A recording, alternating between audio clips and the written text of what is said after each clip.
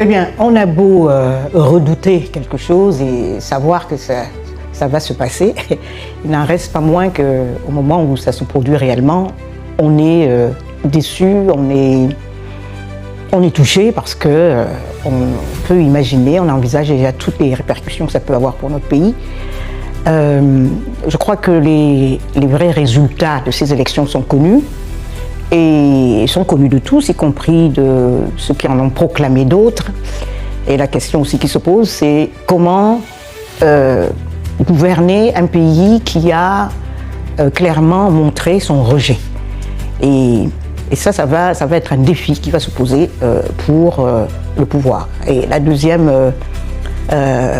deuxième constat, c'est quand même que les Camerounais ont manifesté justement ce rejet. D'abord par les urnes, mais maintenant on voit aussi, depuis dimanche où il y avait une mobilisation, et aujourd'hui, ils ont repris goût un peu à ces contestations civiles, à une forme de mobilisation civile. Les Camerounais qui étaient considérés comme apathiques ou résignés, ça aussi c'est un facteur qu'il faudra prendre en compte. Et je voudrais quand même dire que j'étais assez surprise par l'ampleur de la mobilisation de dimanche à l'appel du président élu, en fait, lui qui a remporté la majorité des suffrages, Issa Tcharouma Bakary. On a bien vu qu'il y avait une disposition répressive mise en place, mais les gens sont quand même sortis de manière assez massive et même dans la capitale, d'ailleurs, même dans la capitale, bien entendu. Assez surprenant, vu le dispositif policier très lourd qu'il y avait aujourd'hui. Tout à fait, à travers le pays également. Et ça, c'est des choses qu'on a vues. On ne peut pas au Cameroun chaque fois avoir des élections contestées. On l'a vu en 2018, cette fois-ci c'est encore plus. Mais je tiens quand même à signaler, à faire remarquer que du côté des forces de l'ordre, il y avait de la retenue. Malheureusement, on déplore le décès de 4 jeunes Camerounais. Au moins 4 personnes, parce qu'aujourd'hui aussi, les Camerounais ont été visés et probablement d'autres morts ont été constatés aujourd'hui sur le terrain. Eh bien, il faut espérer que cette retenue va se poursuivre parce que je crois que la société civile qui a été particulièrement active cette fois-ci et qui a fait des plateformes de surveillance électorale et qui a essayé d'éviter les fraudes, en tout cas les dénonce, n'a pas du tout l'intention de laisser massacrer les Camerounais comme ça à grande échelle. Mais aussi, j'ai repensé à ce que disait Senghor au sujet de l'armée et des forces de l'ordre. À quelqu'un qui venait se plaindre en disant oui mais l'armée, oui mais les policiers, oui. Et on a dit mais vous savez les policiers, les militaires, c'est juste des Sénégalais en uniforme. Et donc actuellement, moi je perçois une division et au sein, je dirais même de l'appareil, parce que la base du pouvoir s'était rétrécie. Beaucoup de gens, même dans le système, ne sont pas satisfaits de ces élections, des résultats qui ont été proclamés. Il n'y a qu'à voir les mines. C'était quand même assez frappant de voir que même pendant la proclamation, la mine était assez serrée dans la salle. C'était lugubre, et puis on a quand même... il y avait une espèce d'ambiance désuète, mortifère, où le président de l'Assemblée n'était pas là parce qu'il est malade, le président du Sénat n'était pas là parce qu'il est malade, le président du Conseil... du Conseil économique et social n'était pas là parce qu'il est décédé, et le président de la Cour suprême n'était pas là non plus. Enfin, on peut faire la liste, il y a même certains ministres qu'on n'a pas vus. C'était pas le grand enthousiasme, dont personne n'est dupe de ce qui est en train de se passer. Mais je voudrais aussi dire, j'ai vu, je suis un peu ce qui se passe, les différents commentaires, les analystes camerounais, nos compatriotes sur place. Ils voient en ce qui se passe la première phase d'un plan qui vise donc à déclarer le président vainqueur et pour ensuite remettre en selle la même équipe qui tire les ficelles derrière son dos et qui va réactiver la guerre des clans. Et il y a un clan qui va perdre parce que celui qui a le pouvoir, qui est puissant, a une certaine influence, une emprise sur des forces de l'ordre, la gendarmerie, même la DGRE, etc. Donc, ils comprennent bien que... Du secrétaire général de la présidence, ce qui se dit sur place, c'est l'analyse que font beaucoup. Et ils estiment donc que si cette guerre se passe de cette manière et que le but, le plan est de déclarer à un moment donné que le président a disparu, qu'il est décédé et qu'il nous a quittés et qu'on a pris quelqu'un a pris le pouvoir et se passe le pouvoir entre eux de manière totalement illégale, non, sans être élu.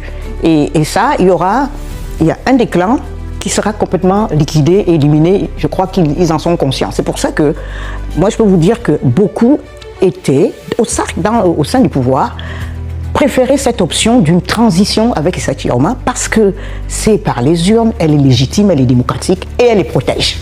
Parce que si après c'est des cuisines internes autour de tractations à la tunisienne où on débarque le président d'une manière ou d'une autre et que d'autres se saisissent de pouvoir, ils savent que le camp qui est le mieux placé est le plus dangereux pour eux. Donc, Marie-Roger, j'insiste sur vous parce que vous allez nous quitter pour un autre plateau de télévision, mais c'est ce qui se passe, cette révolte apparente dans les rues et qui embrase de nombreuses villes du Cameroun. Douala, on a vu notamment sur quelques images là, le quartier Noubel, mais d'autres quartiers où on déplore, vous le disiez, des victimes, mais aussi d'autres villes du pays, à Garoua, à l'ouest du pays. Ce qui se passe selon vous n'est pas qu'un fait passager lié à la colère populaire et qui pourrait, se calmer dans les prochains jours. On assiste là à quelque chose de majeur. On ne sait pas comment ça va se passer, mais le mécontentement est profond et on ne sait pas comment il va continuer à se manifester. Ça, il y a une coupure nette entre le peuple camerounais et le pouvoir actuel. Je crois que malgré les chiffres qui sont proclamés, personne n'est dupe. Ils le savent tous. Et la détermination, parce que quand on parle des élections, on parle même de Chiroma, il est juste le reflet, la manifestation d'un rejet ou d'un espoir d'alternance. Ça aurait pu être lui, mais ça aurait pu être quelqu'un d'autre. Et actuellement, ce qui se passe, c'est pas tellement autour de sa personne. Ce qui se passe, c'est que les Camerounais veulent en finir avec un système qui a paupérisé le pays, qui leur enlève tout espoir et qui est totalement incorrigible. Ils ne pensent pas du tout qu'après 43 ans, on va voir des progrès, on va voir des changements, on va les voir plus préoccupés par le sort des populations. Ça, personne n'y croit. Donc, à partir de là, nous sommes tous des observateurs, on va voir ce qui va se passer, mais la situation est extrêmement difficile pour les Camerounais d'abord, parce que voilà, ils n'ont pas obtenu le résultat qu'ils voulaient, mais aussi pour le pouvoir qui veut régner par la force apparemment dans une situation qui a beaucoup évolué. On a vu des images assez marquantes, certaines durant lesquelles les forces de l'ordre reculaient face à la population. Vous qui avez observé cette vie politique camerounaise depuis plusieurs décennies, où placez-vous dans l'histoire politique camerounaise justement ce qui se passe là, quand on sait qu'on a connu les villes mortes de 91, les émeutes de la fin de 2008, ce qui se passe est quand même assez inédit, voir des Camerounais sortir et revendiquer aussi fermement leur droit au respect de leur vote, c'est inédit. J'espère que les tenants du pouvoir vont en tenir compte, ils vont d'abord réaliser qu'il y a un phénomène inédit qui est plus fort, qui n'est pas le même tout à fait qu'en 2018, il y a 7 ans plus tard. Comme disait quelqu'un, la vieillesse n'est pas un crime, mais la vieillesse est une indication qu'on ne peut plus exercer certaines fonctions. Et en plus, comme le système a été phagocyté, cannibalisé par des clans qui mènent des luttes occultes, on a vu par des assassinats, par exemple, de Martinez Zogo ou d'autres, et on a vu les scandales qui se sont succédés sans la moindre sans que personne ne rende les comptes en toute impunité. Là, par exemple, ces élections, rien que Elecam, selon les chiffres officiels, a coûté plus de 22 milliards, c'est-à-dire de l'argent dont on aurait besoin pour faire autre chose, parce que si ça ne sert à rien de faire des élections et de dépenser tout ça si on ne veut pas respecter le résultat. Et donc, il y a tout ça, il y a c'est une ambiance de ras-le-bol dont ils sont conscients et qui, j'insiste, concerne aussi à la fois les corps constitués, l'armée, les gens dans l'administration, les fonctionnaires, etc. C'est généralisé puisque les résultats ont bien montré que Yaoundé, le fief, a basculé pour Issa Chiroma. C'est pour une raison. Donc, nous, on regarde s'il y a une once de rationalité, de raison